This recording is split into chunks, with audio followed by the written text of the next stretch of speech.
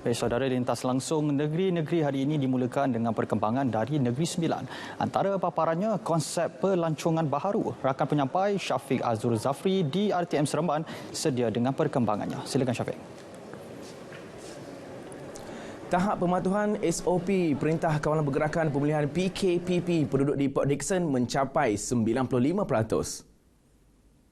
Menurut Ketua Polis Daerah Port Dickson, Superintendent ID Shah Muhammad, pemantauan konsisten dijalankan di kawasan tumpuan ramai melibatkan premis perniagaan, makanan, hotel, pantai dan rumah ibadat.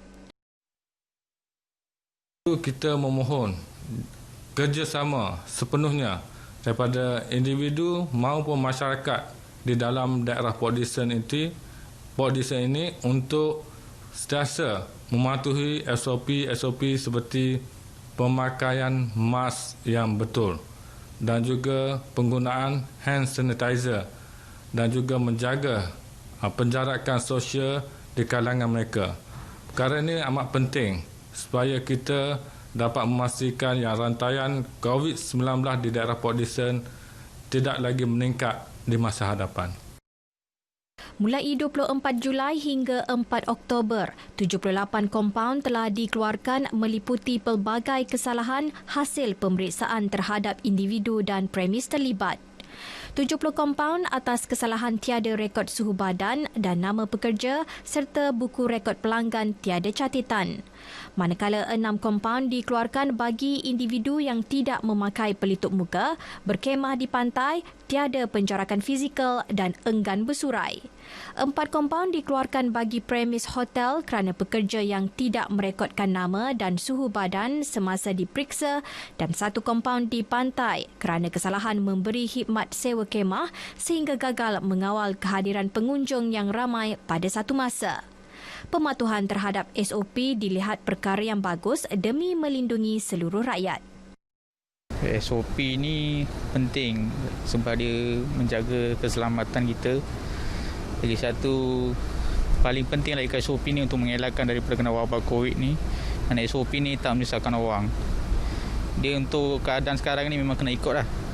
Pakai mask, sentiasa selalu jaga jarak. Lepas tu, tulis nama, masa sejahtera tu daftar. Jadi benda ni akan bukan kita selamat lah. Bagi saya, SOP ni dia sangat penting lah untuk kita memutuskan rangkaian COVID yang mana benda ni kita tak nampak, kan? So dia punya gejala pun bukannya sehari dua kita boleh detect. Ada sampai yang kali ketiga baru dia dapat detect lah, kan? So kita minta kerjasama daripada awam-awam lain. Kalau boleh bantu kerajaan. Bagi saya benda ni tak susah pun, kan? Sama-sama kita jaga kita. Usaha Malaysia Inbound Chinese Association MICA yang memperkenalkan konsep pelancongan normal baharu iaitu Friend, Family and Fun Freebie Holiday dijangka dapat membantu melonjakkan lagi sektor pelancongan di Negeri Sembilan. Menurut pengurus Lembaga Pelancongan Negeri Sembilan LPNS Muhammad Afif Anwar, dalam tempoh pandemik COVID-19, pelancongan domestik diberi perhatian khusus dan pendekatan MICA menggunakan kaedah perniagaan kepada perniagaan dapat memberi peluang kepada pemain industri pelancongan untuk memperkenal produk mereka. LPNS kini giat mempromosikan eko-pelancongan yang dilihat semakin mendapat tempat dalam kalangan pelancong tempatan. Ya, eko-pelancongan juga menjadi kita punya promosi yang terutamanya. Selain daripada PDORS, kita ada juga Jeram, hutan Kanaboy di Jelebu dan pelbagailah hutan dan eko-pelancongan yang terdapat di Negeri Sembilan. So usaha MICA ni tentulah adalah usaha yang terbaik dalam mempromosikan lagi Negeri Sembilan di serata dunia. Sementara itu, menurut Presiden MICA, Datuk Dr. Enggi Eng Wai Sam, Holiday adalah berbeza daripada konsep pelancongan yang diguna pakai sebelum ini dan penggunaan media sosial melalui individu berpengaruh atau Key Opinion Leaders, KOL, dengan jumlah pengikut yang ramai dapat menjadi platform penting mempromosikan pelancongan. Ya, the B2B sessions untuk menggalakkan members MICA untuk to lebih banyak develop produk-produk tourism. Sebab ekotourism dulu kami tak fokus, tapi sekarang kami mesti fokus ekotourism. Macam saya pergi PD Forest, I like the place very much. The PD Forest, it can be cycling, jungle trekking, glamping, camping, then there is air terjun juga. So this is a family package. Pondok Polis Pengkalan Kempas Linggi yang telah berusia 100 tahun masih lagi beroperasi sehingga kini serta merupakan antara yang terawal ditubuhkan di Negeri Sembilan. Seiring dengan usia penubuhannya, Pondok Polis ini yang terletak di bawah pentadbiran Ibu Pejabat Polis Daerah IPD Port Dickson masih lagi memainkan peranannya sebagai tempat untuk menerima segala aduan dan permasalahan masyarakat setempat.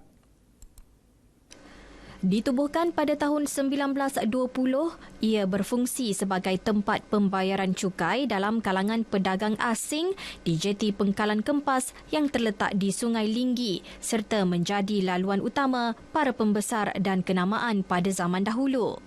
Menurut Korporal Muhammad Yusof Muhammad, 59 tahun, antara anggota polis yang telah berkhidmat di Pondok Polis Pengkalan Kempas menzahirkan rasa bangga kerana dapat berkhidmat di situ selama 21 tahun sejak 1999. Banyak kenangan manis yang ada di sini.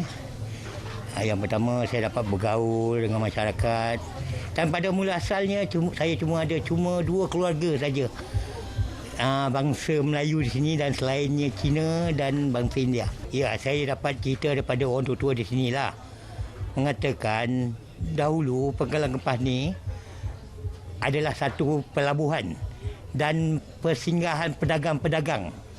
Dan pada mulanya saya dapat tahu juga, dia orang bagi tahu, dia kata di sinilah mendaratnya. Ni Puteri Halipo semua mendarat di sini. Pedagang barang-barang daripada sini dia bawa ke Seremban menggunakan kenderaan kereta lembu pada masa itu. Daripada sebuah balai polis, ia telah dijadikan pondok polis dan pembukaannya dirasmikan oleh Ketua Polis Negeri Sembilan ketika itu, Tun Hamzah Tun Abdul Rafar pada 15 Mei 1971. Dalam pada itu, peranan Persatuan Keluarga Polis Perkap IPD Port Dickson amat besar sebagai tulang belakang dalam membantu pegawai dan anggota polis menunaikan amanah.